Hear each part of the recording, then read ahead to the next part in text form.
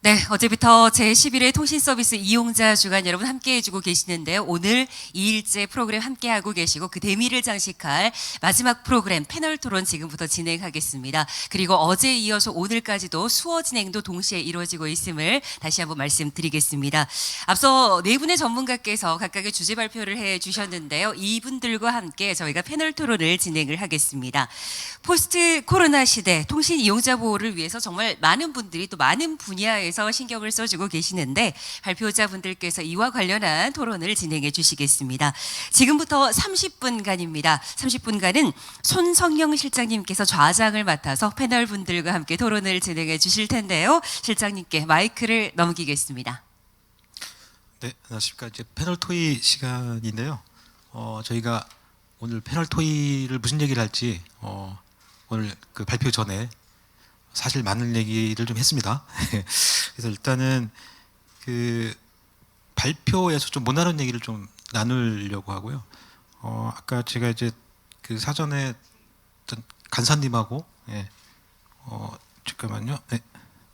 한현석 서울 YMCA 팀장님하고 좀 얘기 나눈 것 중에 그 발표 중에 좀 말씀 못 드리는 게 있다고 말씀하셔서 먼저 패널 토의에 그 첫 번째 먼저 말씀을 해주시면 다음 순서로 좀 진행해 보겠습니다. 예, 아까 이제 저희 이용자 보호, 그러니까 이용자 단에서 일어날 수 있는 문제들 그리고 좀 이용자들이 주의해야 될 부분들, 그 다음에 감안해야 될 부분들, 그동안 모르고 지나쳤던 부분들 이런 것들 제가 좀 말씀을 드렸는데 저희가 포스트 코로나 시대 이게 코로나 이후에는 어떻게 할 것이냐 부분에서 제가 좀 시간이 없어서 정부의 역할들을 좀 설명은 드렸는데 이용자의 역할도 상당히 중요합니다. 기업의 역할도 중요하고요. 사업자. 이게 이용자들 스스로 좀 저희가 다 지금 스마트폰이니 그다음에 디지털 디바이스들이 다 스마트 기능들 갖고 있어서 되게 스마트한 세계에 살고 있잖아요. 세상에 살고 있는데 소비자들도 그만큼 스마트해져야 됩니다. 이 부분은 기계나 소프트웨어나 이런 것들이 대신해 줄 수 없는 부분들이 분명히 있거든요. 그런 부분에서 여러분들이 뭐 지금 심리적으로 재정적으로 좀 취약한 상태에 있는 우리 이용자나 소비자들이 그런 부분에 대해서 내가 모르고 있었던 부분들 이런 것들을 디지털에 과의존하는 부분들이 있지만 그런 것들로부터 정보를 더 얻어내려고 하는 노력들도 분명히 기울이셔야 지금이 나타나고 있는 문제점들 또 극대화되고 있는 문제점들 그 다음에 디지털 과의존도로 인한 안 좋은 단점들 이런 것들을 좀 장점으로 치환하실 수 있고 그 다음에 아마 여러분들 집에서 보통 이용하시는 게 본인이 쓰는 스마트폰 그 다음에 뭐 IPTV, 초고속 인터넷 이 정도가 이런 것들이 이제 통신망을 이용하는 주요 서비스들인데 이런 서비스 요금이 월 얼마가 청구되고 얼마를 내고 있는지 정확하게 알고 계시는 분들이 그렇게 많지 않으실 거예요. 그런 부분들이 있어서 제가 아까 말씀드렸듯이 고지서 부분들을 확인하라고 하는 부분들이 거기서 우리는 한 번 더 이거를 좀 줄여나가야 되겠다는 생각들을 많이 안 하시는 것 같아요. 그냥 어디로 옮기면 뭐 지원금을 더 준다. 어디로 뭐 번호 이동을 하면 내가 지원금을 더 받을 수 있다. 보조금을 더 받을 수 있다. 경품을 더 받을 수 있다. 이런 것들에 너무 좀 주안점들을 두시는 것 같은데 그런 것보다는 기존에 내고 있는 금액들을 줄여나가려는 그렇게 줄이더라도 내가 생활하는데 지장이 없게끔 만드는 것들이 여러분들이 이제 스마트하게 이런 통신망을 이용한 서비스들을 이용하시는 것들이거든요. 그래서 그 부분을 좀 강조해서 계속 말씀을 드리는 이유가 분명히 있습니다. 그런 부분들을 줄여나가시는 부분들을 본인들이 설계하시면 앞으로 이제 복잡 다양해지는 이제 디지털 세계에서 여러분들이 좀 더 현명하게 소비를 하시고 또 아까도 말씀드렸듯이 뭔가 마음까지 좀 편안해지게 생활을 하실 수 있는 그런 밑바탕이 되지 않을까 싶어서 그 부분을 좀 말씀드리고요. 기업의 역할도 있습니다. 지금 아까도 말씀드린 재정적으로나 정신적으로 좀 취약한 부분들에 있는 이용자나 소비자들에게 더 많은 정보를 제공하려고 노력해야 되고 그다음에 소비자를 기반하는 행위들 이런 것들을 좀 줄여나가려는 노력들을 스스로도 기업들도 해야 됩니다. 그런 부분들이 이제 좀 이런 아까 정부의 역할과 맞물려서 이제 삼각관계가 돌아가야 여러 선순환 구조가 이루어지는 것이지 이런 부분에 있어서 이제 산업계의 발전도 생기는 거고 그다음에 이용자들의 편리성도 증대되는 부분이기 때문에 그런 부분들을 좀 아까 제가 말씀을 못 드려서 좀 추가해서 말씀을 드렸습니다. 예, 말씀 잘 들었습니다. 그 이용자의 역할이 중요하다. 그러니까 예, 이용자가 좀 많이 공부를 해야 되는 이런 말씀해 주신 것 같아요. 그리고 관련해서 아까 또 그 김영재 교수님께서도 이제 발표 내용 중에 조금 더 보충해서 설명해 줄 수 있는 내용이 지금 그 하고 계신 이제 소비자 보호 관련한 업무가 있으셔서 그 업무 관련해서 기존에 이제 코로나 이후로 좀 달라진 점이 있는지 기존에 하시던 거와 좀 달라진 점이 있는지 예, 그럼 내용이 있으시면 부탁드리겠습니다. 네, 제가 아까 발표는 다 이제 시장에 관한 이야기, 이제 이용자에 관한 이야기 위주로 이제 말씀을 드렸는데요.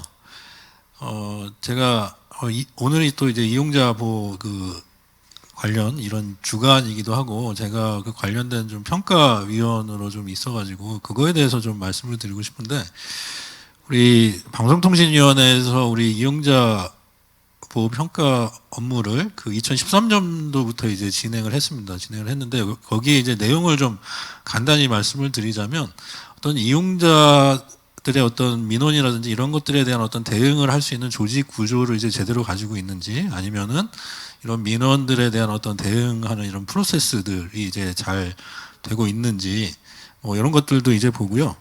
그리고 이제 최근에는 이런 취약계층들, 이제 정보 취약계층들에 대한 어떤 대응 체계들 이런 것들이 이제 잘 갖춰져 있는지 또 보고 또 이제 한 가지 이제 저희가 또 이제 그 고려를 했던 것들 중에 하나는 우리 그 내부 고객이라고 할 수 있는 이제 고객 접점에 있는 그 민원 대응하는 그 직원들이 이제 예를 들어서 이제 블랙 컨슈머들이 이렇게 민원을 이제 악성 민원을 이렇게 제기했을 때 이런 분들에 대한 어떤 대응이라든지 보호 체계는 이제 갖추고 있는지 이런 것들을 이제 보고 있습니다. 그래서 굉장히 이제 제가 이제 여름마다 이제 어디 특정 장소에 가가지고 이 여러 사업자들을 이제 평가를 하는데 평가 항목도 굉장히 많고 굉장히 디테일하고 이게 어떻게 보면은 우리 통신 사업자들에 대한 이런 평가를 하고는 있는데 타 부처라든지 이제 타 기관에서도 이제 벤치마킹을 이제 할 정도로 굉장히 이제 그 높은 수준의 어떤 이런 평가 지표라든지 항목들을 가지고 있다라고 좀 말씀을 드릴 수 있을 것 같고요.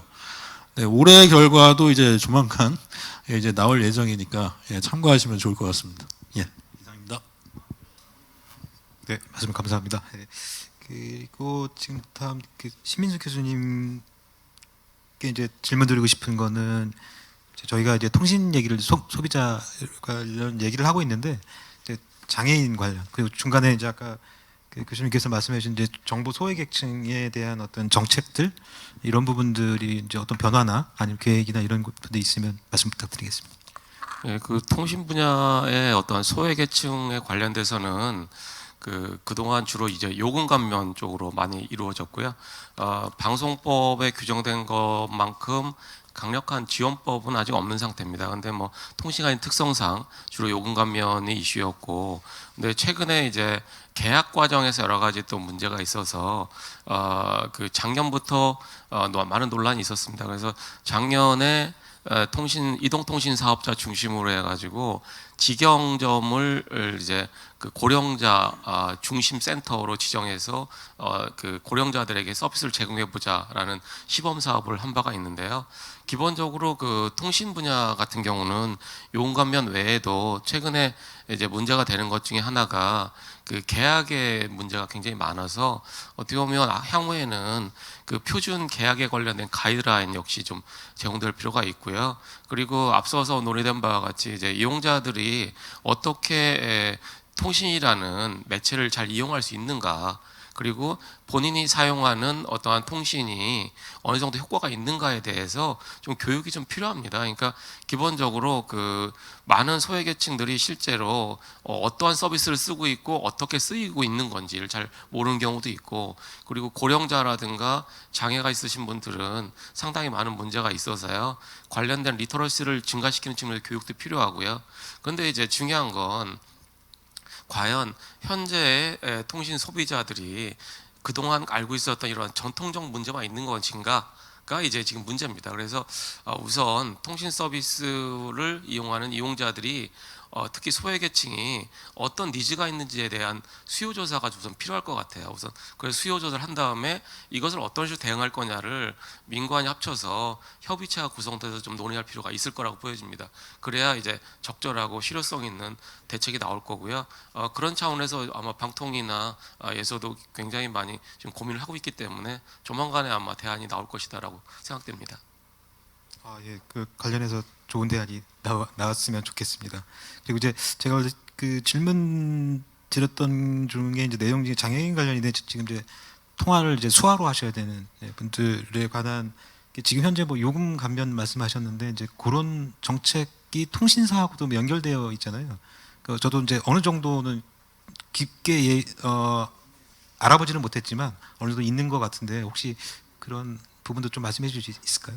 통신사 연결된 뭐 통신사업자 쪽에서 과기부하고 방송통신위원회하고 협의해서 일정 금액에 대한 비율이 정해져 있습니다. 요금 감면은.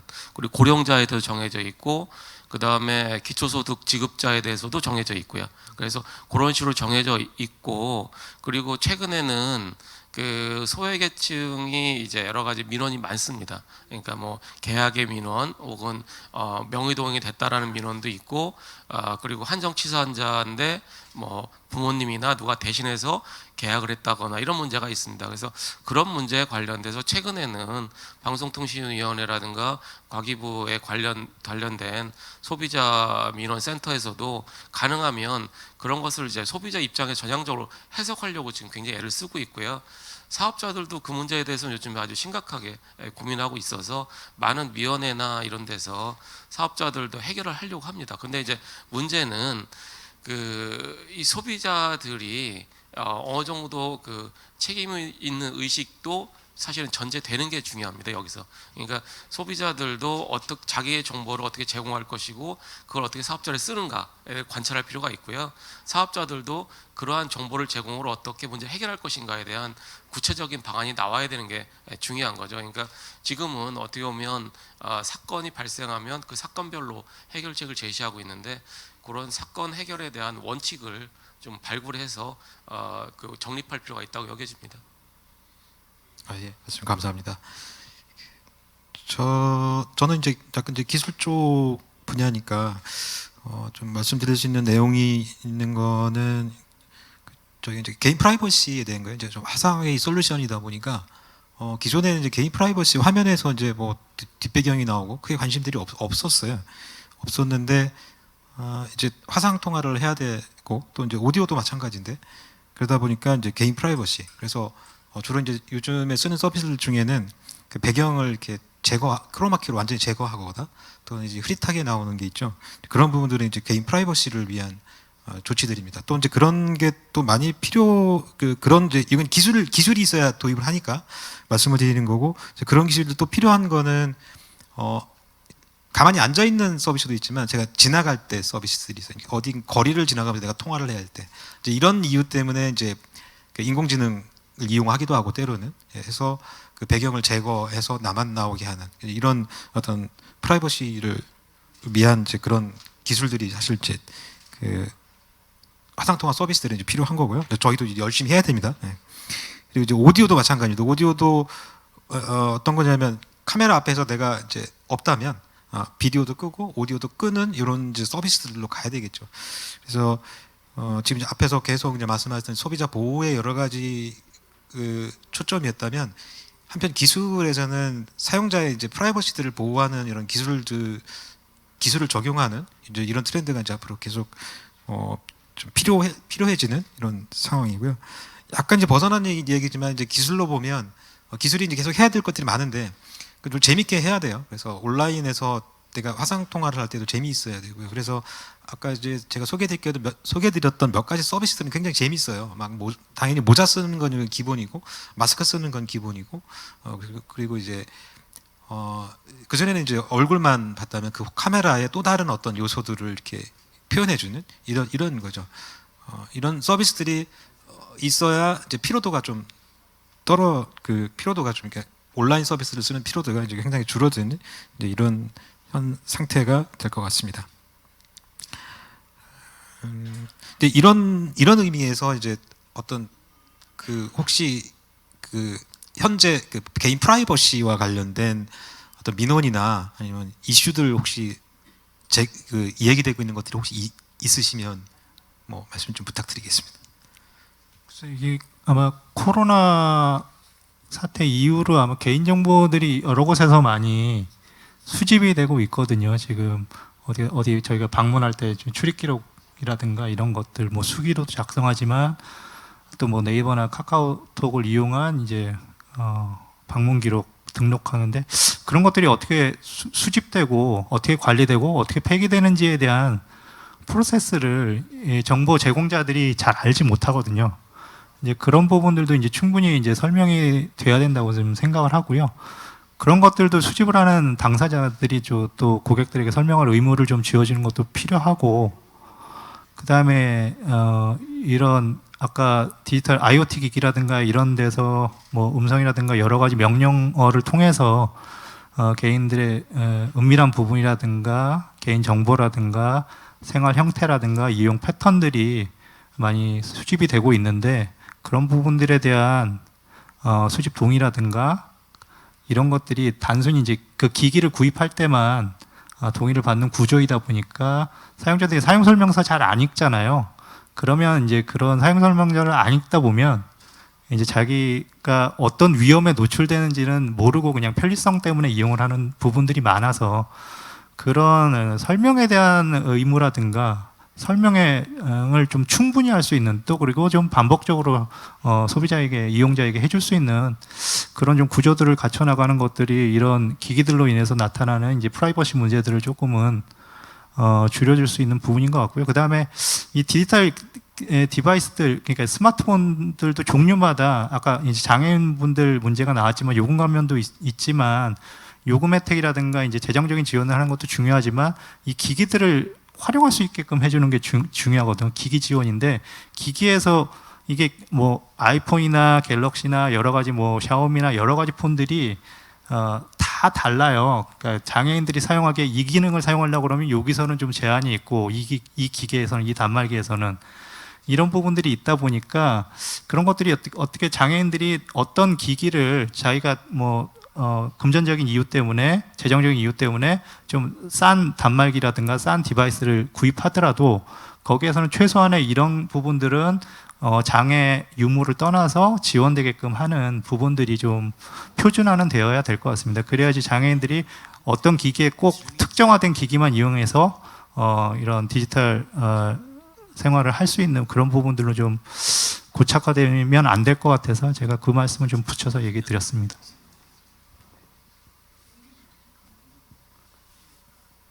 예, 일단은 그래서 저희가 이제 그 통신 프라이버시에 대한 거 아까 말씀하신 대로 정보가 어떻게 흘러가고 하는지 이런 부분들 결국에는 오늘도 이제 몇 번 얘기가 나왔지만 그 사용자들이 좀 관심을 가져야 된다라는 부분들이 좀 계속 그 말씀이 있으신 것 같아요.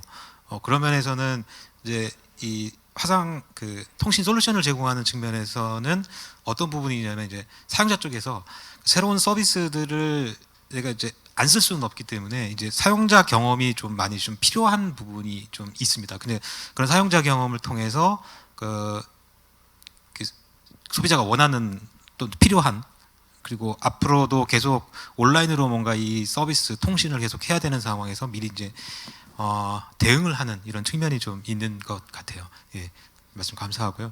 그리고 지금 올라와 있는 질문이 지금 패널 토의 때 해도 되는 질문인가요? 끝나고 인가요? 저건 다른 겁니까? 네, 알겠습니다.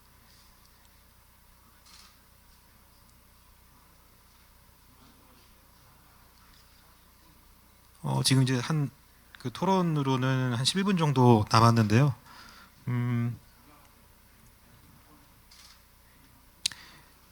특별히 좀 더 하실 말씀이 있으면 생각을 좀 해주셨으면 좋겠고 저희가 이제 제가 먼저 말씀해 주십니까? 네, 간단히 감사합니다. 아까 그 개인정보나 뭐 이런 쪽에 이야기가 나오셔가지고 저도 이번에 그 이용자 보호 평가를 이제 하다가요 보니까 이제 그 통신사들이나 이런 임원분들하고 이제 같이 이제 그 면담을 이제 할 기회가 있었는데 제가 물어보니까 이제 가장 애로사항이 이제 무엇입니까라고 물어보니까 이제 많이들 이야기하시는 게 이제 명의도용이라든지 이런 개인정보 이렇게 탈취해가지고 이런 그 가입을 시키는. 근데 이게 아까 이제 한 팀장님 말씀하신 것처럼 우리 지금 코로나를 통해 가지고 이렇게 우리 이게 명부 이렇게 작성을 하고 이런 개인정보도 제가 느끼기에는 어딘가로 흘러 들어가고 있는 것 같습니다. 저도 이제 최근에 가끔씩 이제 저도 이제 알지 못하는 번호로 이렇게 연락이 오는 경우들도 있고요. 근데 이게 참 그 현실적으로는 어떻게 우리가 제도적으로 법적으로 이거를 아무리 이게 강하게 한다라고 하더라도 현실적으로 굉장히 이제 힘든 부분이라고 이제 이야기를 이제 제가 좀 말씀을 드릴 수 있을 것 같고, 네, 요거에 대한 좀 중장기적인 관점에서 이런 정부라든지 이런 사업자라든지 이렇게 좀 관심을 가지고 이런 개인정보라든지 이런 명의도용이라든지 이런 것들에 대한 좀 관심을 가져주셨으면 어떨까 하는 생각에서 이제 한 말씀 더 드렸습니다. 예. 예, 말씀. 근데 저는 그리고 또 저희가 아까 뭐 OTT 서비스라든가 이제 넷플릭스 얘기도 많이 드리고 했었는데 그런 알고리즘 유튜브나 넷플릭스 같이 이제 이용자가 그거를 이용하는 시간, 머무는 시간이 많아야 되는 서비스들이 지금 많이 지금 저희들한테 다가오고 있어요. 그러니까 저도 많이 이용하지만 근데 그런 알고리즘들이 이제 이용자들 거기서 못 벗어나게 만드는 좀 그런 부분들이 있거든요. 예를 들자면 넷플릭스 같은 경우에는 뭐 이렇게 해외 서비스 사업자들이 좀 설정 부분에서 좀 불친절한 것들이 분명히 있습니다. 그러니까 말씀을 드리면 검색 기능을 저희가 사용하면 넷플릭스에서 만약에 어떤 영화를 검색했다. 근데 그게 이제 넷플릭스에는 제공하지 못하는 컨텐츠가 없으면 없다고 대답을 해주지 않고 유사 컨텐츠를 쫙 나열해 주거든요.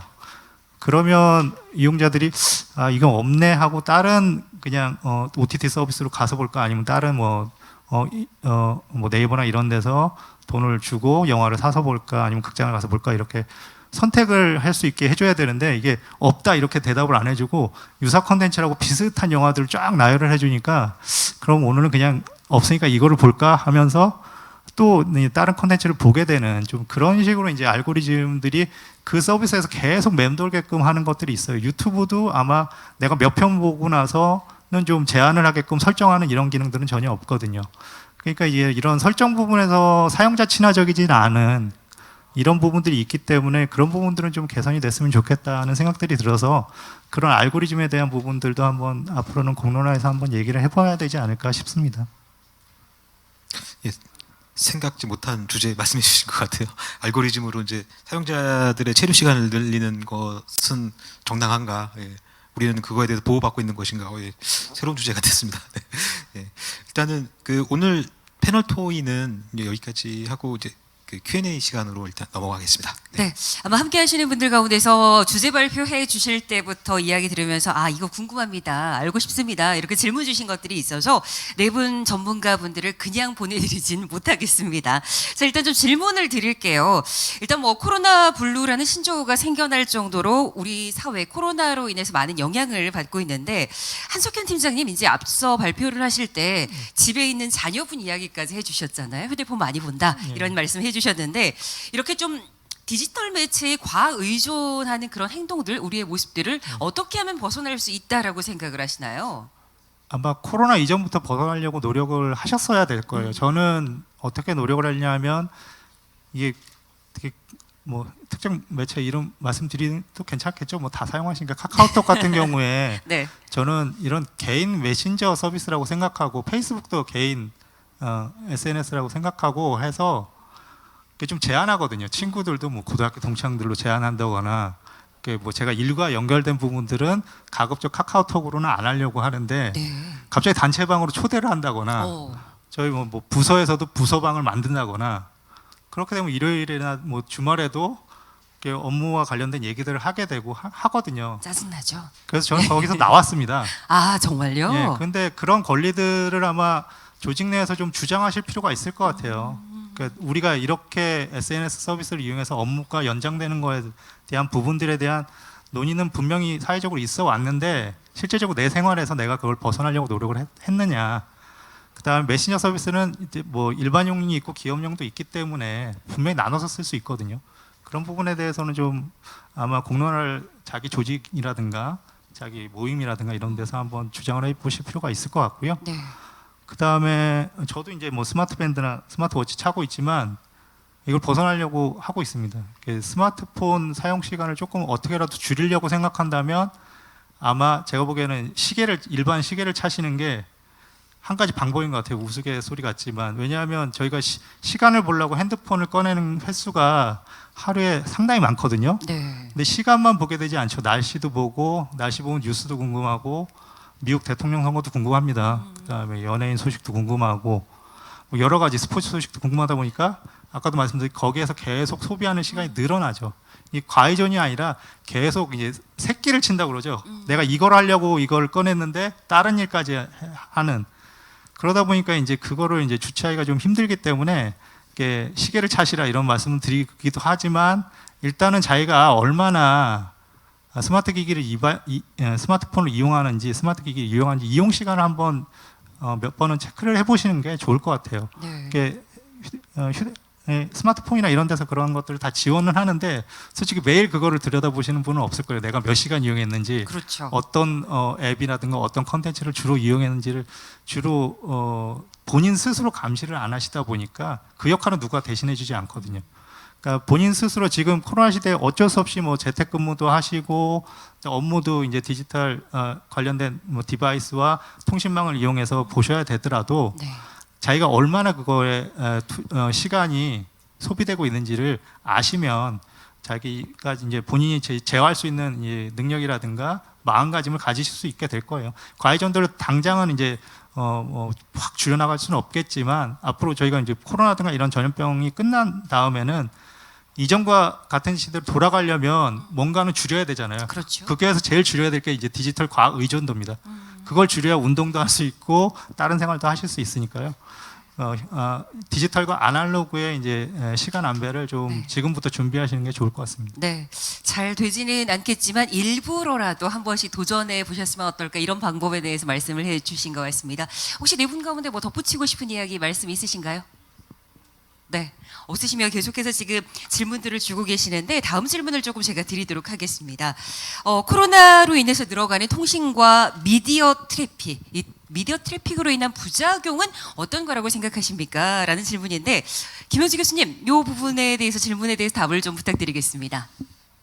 네, 제가 좀 간단히 답을 드리겠습니다. 제가 근데 아까도 말씀을 드렸다시피 우리나라는 그런 충분한 네트워크 커패시티를 가지고 있어가지고 이런 이 통신이라든지 미디어 트래픽이 늘어난다 그래도 그 영향을 받는 그 정도가 해외에 비해서는 그렇게 크지 않을 거다라고 이제 생각은 합니다. 하는데 이제 사업자 입장에서 이제 좀 먼저 말씀을 드리면 그럼에도 불구하고 이제 만약에 이제 트래픽이 막 엄청 이제 폭증을 했다라고 하는 상황이 벌어졌을 경우에 좀 해외의 대응 사례를 좀 아까 독일의 사례를 좀 말씀드렸듯이 이런 뭐 진짜 이제 시급성이라든지 이런 고품질을 유지해야 되는 이런 서비스 별로 이렇게 우선순위를 좀 책정을 해가지고 이렇게 서비스를 좀 이렇게 하는 방법이 또 있을 것 같고요.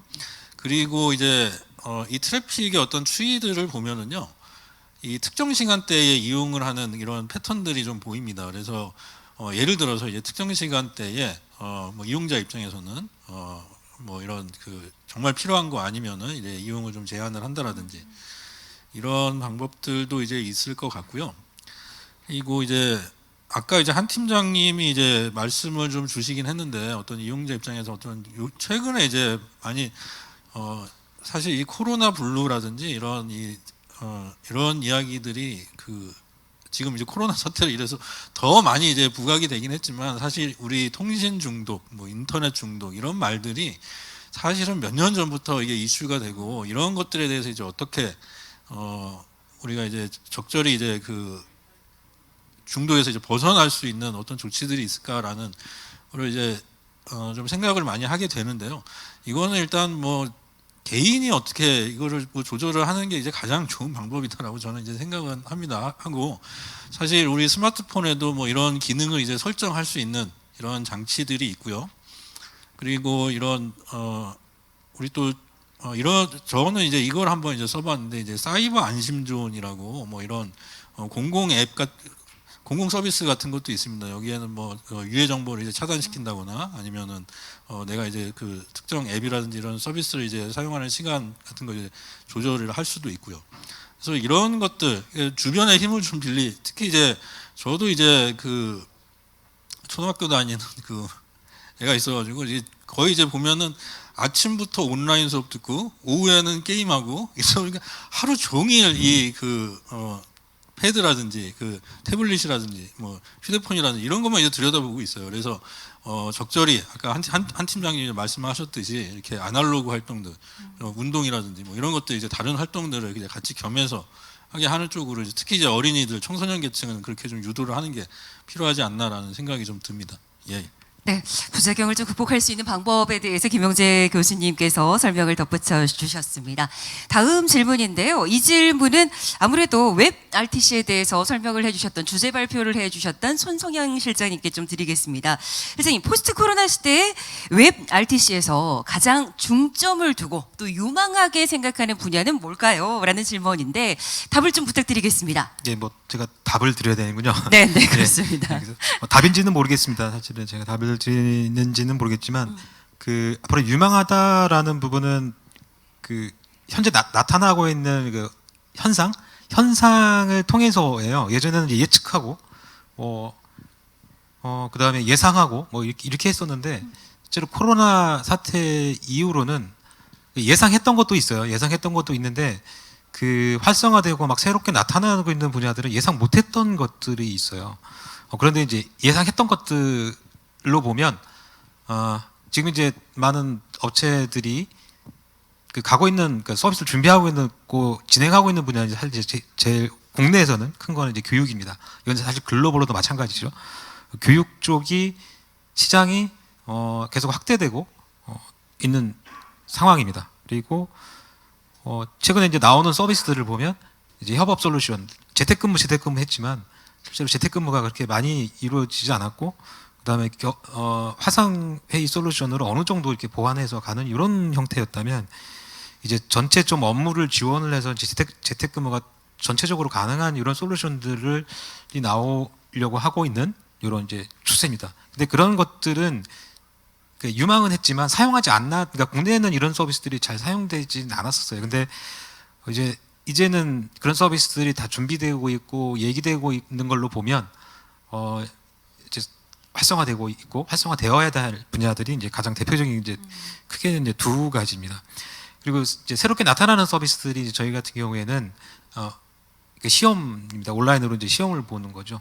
오프라인에서 그 못 봤던 시험을 화상을 이용해서 이제 사실 감독 기능이긴 합니다. 감독 기능이긴 한데 이제 온라인으로 이제 시험을 보는 것들이 있고, 그리고 이제 면접 같은 경우에도 기존에 충분히 생각할 수 있었던 거지만 이제 안 했죠. 하지도 않았고 이제 장점이 무엇인지도 몰랐지만 이제는 그 온라인 면접도 시행을 하면서 이제 사용 경험자들 입장에서도 장점이 있는 부분들이 있어요. 여러 가지 이제 뭐 화상 솔루션을 제공하는 공유 기능이라든가 이런 기능들이 있거든요. 그런 기능들을 이용해서 내가 설명할 수 있는 것들을 면접자도 설명을 하고 하는 이런 커뮤니케이션이 필요한 이런 정보들이 있고, 그래서 유명한 부분들은 계속 나타날 거예요. 근데 그 기존에 생각하지 못했던 것들이고, 저는 이제 이거를 어떻게 표현을 해야 되냐면 이제 뉴 오토라고 생각해요. 기존에 오토가 있었는데 이제 화상과 오디오 이제 이런 실시간 커뮤니케이션을 이용한 새로운 이제 오토들이죠. 그게 아까 이제 말씀 못했던 게 이제 행사 같은 경우에 있습니다. 행사들이 저도 많이 몰랐지만 굉장히 많은 행사가 있어요. 지금도 오늘도 이 행사지 않습니까? 이 행사들이 기존에 다 오프라인에 했던 건데 이제 어쩔 수 없이 오프라인으로 하고 있습니다. 그러다 보니까 이거에 대처해서 오프라인의 행사에, 그러니까 온라인 행사로 필요한 이런 서비스를 만드는 업체들이 이미 나타나 있고요. 그러니까 새로운 오토입니다. 그러니까 실시간 커뮤니케이션으로 하고 실시간 커뮤니케이션 서비스를 통해서 기존의 오프라인 이루어졌던 일들, 비즈니스들이 이제 온라인으로 넘어오는 새로운 오토, 이런 시대라고 생각합니다. 네. 있습니다. 네. 두 가지 분야로 나눠서 답을 좀 해주셨습니다. 예상 가능했었던 우리가 이야기를 하고 있었던 그런 분야들과 전혀 예상하지 못했던 분야들이 등장하고 있다. 이렇게 두 가지로 답변을 말씀해 주셨고 사실 저희가 오늘 행사를 진행하고 있는 모습도 마찬가지인 것 같습니다. 뭐 실장님께서 언급을 해 주셨지만 코로나19로 인해서 행사 진행을 못하다가 또 이렇게 온라인이라는 또 하나의 표현법을 찾아서 여러분과 또 함께하고 있는 것을 보면 참 우리가 또 어떻게 또 변화할 수 있을까 궁금하기도 하고 또 설레는 부분도 솔직히 조금은 있는 것 같습니다. 다음 질문을 좀 드려보도록 하겠습니다. 역시 좀 연결돼 있습니다. 코로나로 인한 가장 많이 발생한 통신 피해 사례는 무엇일까요? 그렇다면 이 피해 사례를 해결할 수 있는 방법은 또 뭐가 있을까요? 라고 이렇게 질문을 주셨는데 이 부분은 우리 한석균 팀장님 아무리 좀 연결이 돼 있지 않을까 싶습니다. 말씀을 부탁드리십니다. 예, 제가 말씀드리겠습니다. 이게 뭐 아직 그 통계가 잡히진 거는 아니라서 네. 뭐가 진짜 많다 이렇게 뭐 제가 정확하게 말씀드릴 수는 없지만 그냥 저도 겪은 일이고 아마 대부분 많이 이제 아까 말씀드렸듯이 구독형 서비스 넷플릭스나 이런 것들도 이제 OTT 서비스도 구독형 서비스거든요. 매월 일정 금액을 내고 이용하는 건데 이게 기존에 저희가 이제 오프라인 예전에 아날로그적 구독형 서비스들이 있어요. 잡지 매월 월간지를 받아본다거나 신문을 매일 받아본다거나 일간지를 우유 배달 받는다거나 이것도 구독형 서비스거든요. 근데 이게 디지털 구독형 서비스가 된 건데 이거의 차이점은 뭐냐면 아날로그적 때 구독형 서비스들은 싫든 좋든 물건을 갖다 줘요. 근데 이 디지털 서비스 같은 경우에는 구독형 서비스라도 내가 넷플릭스를 한 달 구독료를 냈지만 한 편을 안 봐도 매월 돈은 나가거든요. 일정 금액은 나가야 되거든요. 그러니까 자신의 진짜로 내가 매일 영화를 한 편씩 봐야지 막 이렇게 매일 책을 한 권씩 봐야지 이렇게 마음 먹고 막 취미 활동하시는 분들도 많은데 그렇게 덜컥 가입을 하시는 경우 무료 체험 서비스도 있습니다. 무료로 한 달간 이용한다거나 이런 구독형 서비스들이. 근데 물론 이게 유료 결제 전환 시기를 알려주게는 돼 있지만 그거에 미처 신경을 못 쓰시는 경우들이 많아요. 그러니까 나는 무료 체험만 하고 내가 별로라서 이제 유료 전환을 안 하려고 생각을 하고 있었는데 실행에 옮기질 못하다 보니까 덜컥 유료 결제로 전환이 돼 버리는 경우 이렇게 됐을 때는 뭐 꼼짝없이 그 한 달 요금 내셔야 되거든요. 그리고 또 이제 해외 서비스들이 많기 때문에 해외 서비스들 같은 경우는 뭐 아이폰을 활용하면 애플 계정으로 이제 구독 신청을 하는 경우는 또 뭐 환율에 따라서 금액이 국내 금액과 좀 다른 경우들이 있어요. 그러니까 그걸 비교하고 이제 어떤 게 유리하신지 본인의 패턴에 맞는 것들을 선택하시려는 노력들은 없고 또 그런 설명들을 잘 안 해줘요. 네. 서비스 업체들이. 그러니까 우리가 이제 단순히 어떤 데 가입을 하실 때 그냥 기존에 사용하고 있던 뭐 아이디라든가 애플 계정이라든가 뭐 카카오톡 계정, 네이버 계정을 통해서 손쉽게 가입하시는 경우들이 요새 많은데 그렇게 되면 자기가 어떤 서비스를 이용하는지 이런 것들이 그 회사에 다 정보가 제공이 돼버리기 때문에 굳이 그렇게 제가 보기에는 가입을 하실 필요도 없고 그 가입을 하시려는 서비스에 직접 가입하시는 걸 좀 권유해 드리고요. 있는 계정을 사용하시는 것보다는 그렇게 좀 하시고 그 다음에 아까 무료 체험 서비스 같은 경우에도 바로 구독 해지를 신청하실 수 있거든요. 무료 체험 서비스 기간 중에도 막 신청하시고 나서 바로 하실 수 있는데 이런 것들을 잘 모르시는데 미리 신청을 해놓고 막 유료 결제가 필요하다 그러면 알아서 전화를 하시는 거기 때문에 그런 이 어떤 결제 시스템에 대해서도 좀 공부를 하셔야 되는 부분들이 있고요. 그 다음에 아까 말씀드렸듯이 내가 진짜로 영화를 몇 편 봐야 이득일지 좀 그런 것도 진짜 단가를 좀 계산해서 따져보는 그런 소비 생활을 하시는 것들이 좀 좋을 것 같고 또 뭐 코로나 이후로 어쨌든 스미싱이나 보이스피싱이 더 늘어난 거는 사실입니다. 네. 아까도 말씀드렸듯이 뭐 택배라든가 이런 것들 그 다음에 또 질병관리본부 뭐 이런 것들을 사칭해서 URL을 누르게끔 이게 택배니까 궁금해서 내 택배가 어디 오고 있나 이제 궁금해서 그냥 URL 무심코 누르게 되는데 보통 택배들은 그렇게 짧게는 문자를 안 보내고 정확한 설명들을 곁들이게 돼 있거든요. 그러니까 이런 부분에 대해서 좀 비교해서 기존에 내가 택배를 받았을 때의 문자 그 다음에 이런 스미싱 문자 라든가 이런 것들과 좀 비교를 해서 좀 구분해내실 수 있는 좀 눈을 기르시는 것들도 이런 피해를 좀 예방하는 한 방법인 것 같습니다. 네. 그리고 뭐 꼼꼼한 좀 개인의 관심도 필요하지 않을까 싶습니다. 예, 맞습니다. 이게 네. 아까도 말씀드렸듯이 이 스마트 기기를 이용하려면 사용자가 스마트해져야 됩니다. 맞아요. 이건 어쩔 수 없어요. 공부를 하셔야 돼요. 예. 네. 저도 무료 체험으로 이렇게 결제를 했다가 계속 결제만 됐었던 그런 경험이 있었는데 저랑 비슷한 경험을 하신 분들이 많지 않으실까 싶고요. 오늘부터는 조금 벗어나시길 바라겠습니다. 다음 질문을 좀 드릴게요. 사실 코로나로 인해서 온라인 수업을 우리 학생들이 많이 들었습니다. 근데 그 각 가정에 컴퓨터라던가 노트북이 없어서 수업 듣기도 참 어려운 그런 상황들이었었는데 신민수 교수님, 방송통신 그 소외계층들을 위해서 지원할 수 있는 방법들이라던가 아니면 접근 방식들 어떤 게 좀 있을까요? 아마 지원이나 접근 방식이 크게 세 가지 정도로 나눠질 겁니다. 하나는 이제 경제적인 접근 방식이 하나 있고요. 또 하나는 이제 법제도적인 방식이 하나 있고, 그 다음에 소외계층이 닥친 문제를 어떻게 새로운 접근 방식을 할 거냐, 그 접근을 도출해내는 방식이 있을 텐데요. 우선 뭐 경제적으로는 앞서 잠깐 설명드린 요금 감면이라든가 이런 것들이 있을 거고요. 그리고 근데 이제 이 경제적 지원에서 한 가지 우리가 고민할 것이, 최근에는 온라인 계약이라든가 온라인으로 휴대폰을 받는다든가 이런 문제에 있어서 소외계층이 실질적으로 계약의 당사자가 못 되는 경우도 있고, 해석을 계약 내용을 잘못 해석한 경우도 굉장히 많고, 그리고 온라인으로 하다 보니까 뭐 본인이 설명을 들은 것과 저쪽에서 설명해 준 것과의 괴리도 있고, 그래서 이런 문제에 대해서 그 여러 가지 개인정보법이라든가 한정치산금지법이라든가 여러 가지 법에서 조금 막혀 있는 경우들이 있습니다. 그래서 이런 것들을 어떻게 해결할 거냐, 그것도 아마 경제적 손실을 좀 막아주는 방법이 될 거라고 보이고요.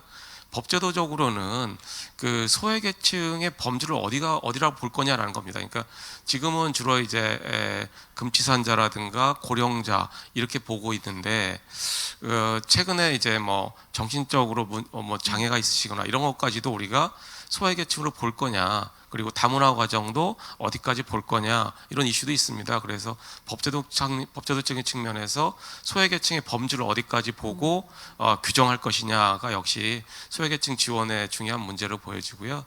또 하나 이제 그 최근에 보면 그 코로나 이후에 이제 온라인 소비가 증가되면서 소외계층들이 갖는 불만이 굉장히 많아지고 있는데, 문제는 전통적으로 해결했던 방식이 충족하지 못하고 있다는 겁니다. 문제 해결에 있어서. 그러니까 지금 뭐 방송통신위원회에 통신분쟁 조정위원회가 있고요. 그 다음에 소비자원, 소비자 단체들에게 다 이런 민원 콜센터 같은 것들이 있습니다. 그런데 문제는 이러한 그 민원들이 다 받아져서 어떤 흐름이 있는 것인지, 그리고 새로운 민원이 어떤 게 발생하고 있는 건지, 그리고 어떻게 대응하고 있는지가 문제가 되는데요. 예를 들어서 뭐 통신분쟁 조정위원회에서 하는 어떠한 조정안과 소비자원이나 소비자단체 조정안이 어느 정도 차이가 난다면 어떻게 보면 소외계층 입장에서는 전혀 알 수 없을 수도 있습니다. 그런 문제는. 그래서 어떻게 민간 간에, 그리고 분쟁 조정에 관련된 어떠한 그 위원회나 집단 간에 그 어떤 원칙을 가지고 통합적으로 접근할 것이냐, 이거 역시 중요한 문제라고 여겨집니다. 네, 세 가지 지원 그리고 접근 방법에 대해서 설명을 해 주셨습니다. 사실 뭐 기준을 마련한다는 것부터 좀 난관에 부딪힐 수가 있겠습니다만, 통신 서비스가 그만큼 기술적으로 발전을 하고 있는 만큼 그 누구도 차별받지 않는 그런 지원이라든가 접근 방식들이 마련되길 바라겠습니다. 자, 정말 많은 분들이 질문을 주셨는데 저희가 손성영 실장님께 또 질문을 한 가지 드리겠습니다. 실장님, 코로나가 마무리된다라면, 종식이 된다라면 이 웹 RTC에 대한 수요량이 어떻게 될까요? 혹시 유지가 될까요? 아니면 유지가 된다라면 어느 분야에서 유지가 될까요? 좀 답을 해주시죠. 예, 어려운 질문이고요. 어려운 질문인데, 예, 일단은 그 부분에 대해서는, 그러니까 코로나 사태가 이제 끝났다라고 했을 때, 이제 이게 계속 유지가 되느냐, 증가되느냐에 대한 건 이제 사용자 경험입니다. 실제로는.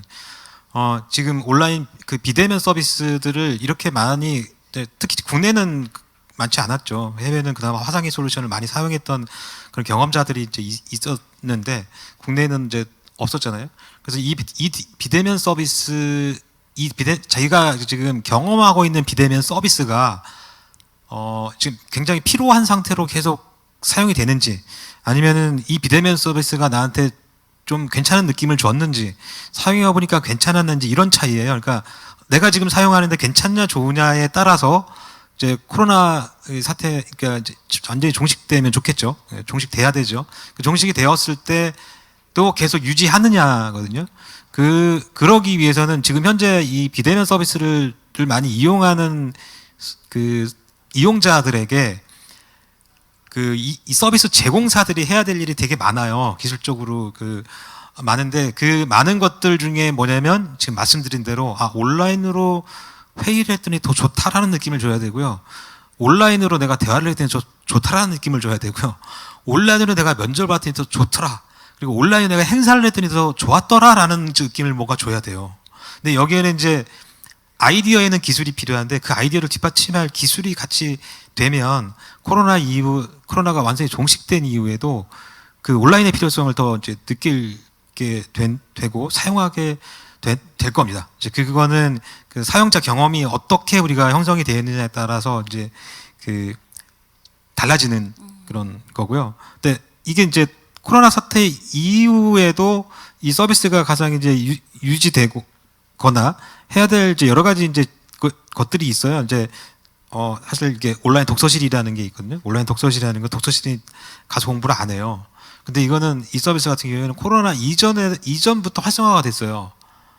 그 장점이 뭐냐면 온라인으로 내가 공부하고 있는 모습을 다 같이 볼 수 있는 거예요. 그러니 공부도 잘 되겠죠. 만약에 내가 독서실에 혼자 가면 독서실에 가서 공부를 할 수 있으면 좋을 수가 있는데, 여긴 그렇지가 못해요. 바로 이러한 어떤 온라인이기 때문에 더 활성화될 수 있는 서비스들이 충분히 더 있고, 그렇게 그 서비스 제공자들이 만들어주면 당연히 활성화될 수밖에 없는 서비스입니다. 그리고 이제 이 서비스는 이제 실시간이기 때문에 우리 실시간 서비스가 필요 없어지지 않는 이상 계속 활성화되는 이런 상태라고 보면 되겠습니다. 네, 고맙습니다. 필요 정도에 따라서 또 서비스 제공사들의 아이디어에 따라 달라질 수가 있을 것이다.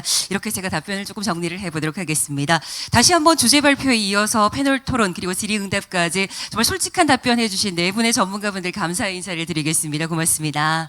네, 그리고 많은 분들이 더 궁금한 부분들에 대해서 질문을 주셨는데요. 저희가 시간 관계상 일일이 답해드리지 못하는 점을 너그럽게 이해해 주시기 바랍니다.